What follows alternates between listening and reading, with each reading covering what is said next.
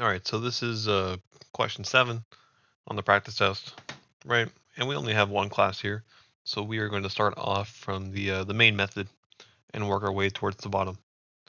Right. So what do we got? We are declaring two integers here, a and b. A is going to be set to 0, and b is going to be set to 3. Right.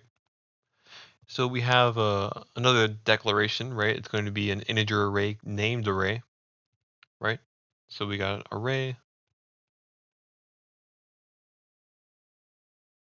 guess I should draw a bigger array here, right?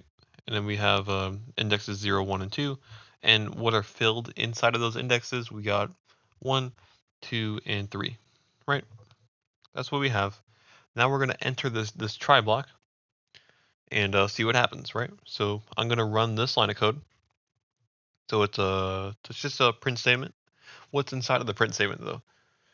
I have array index at b. So what does that look like? It looks like array of, well, b is 3 right now.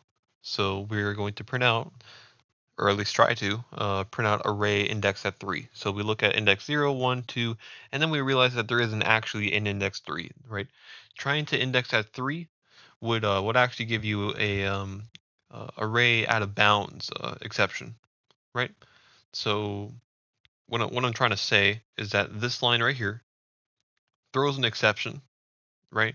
Because I'm trying to access memory that's out of bounds, that doesn't belong to me. This array doesn't have a third, I guess, an index named 3. It has 0, 1, 2. It has in total 3 different indexes, but we don't actually have index number 3, right? It's out of bounds, right? So this throws an exception. Now, where's it going to throw it to? Is it going to throw it to this catch block, or is it going to throw it to this catch block? Well, we're in this try block. Which catch block is this try connected to? It's connected to this one, right? Because which try is this catch block connected to? Is connected to this. You can kind of tell by the braces. So it's like this try ends over here, so this catch has to belong to this try. Similarly, the finally block belongs to this try. This catch, or I guess this try ends here. So then, like the next catch in line, I guess like the next catch is going to belong to this try, right? So this catch belongs here. This catch and this finally belong to this try block, right? So I'm gonna throw this array out of bounds exception to this catch block right here, right? And is it going to accept it? The answer is yes, because inside of this catch block, it looks like I'm catching all exceptions, right? So including, but not limited to the array out of bounds exception. So what am I going to do? I'm going to run the catch block now. So I'm going to print out B, right? Because that's what the catch is telling me to do, right? And then finally, we'll run no matter what.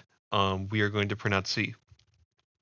And what I mean by that is, even if this try block didn't throw an exception, or even if it threw an exception that somehow wasn't accepted, right? So imagine if we called this a null pointer exception instead of an exception, so like NPE, and we tried to throw a array out of bounds exception. This wouldn't catch it, but we'd still run finally.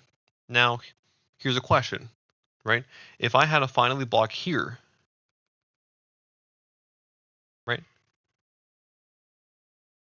and let's say it printed, let's say it printed out like I don't know, like test. I know that's not the right syntax, but you get what I mean here. I'm asking, if we had an exception here, would this finally block execute?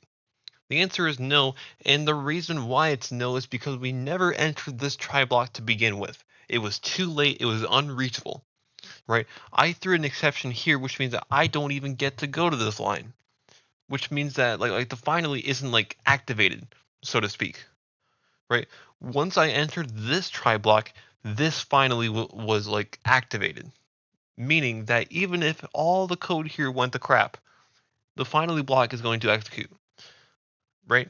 But I didn't even get a chance to go to this try block, right? Meaning that this finally wasn't going to run because I couldn't even get in here, right? So this finally wouldn't run, but because I entered this try block, yes, this finally will always run, right? So of course, this code doesn't actually exist in here. We are just printing out what was in the catch because we did catch an exception. And then finally, because we did enter the try block. So B and C, let's go ahead and check our answer inside of the practice test, right? And yes, it does look like BC would be the right answer.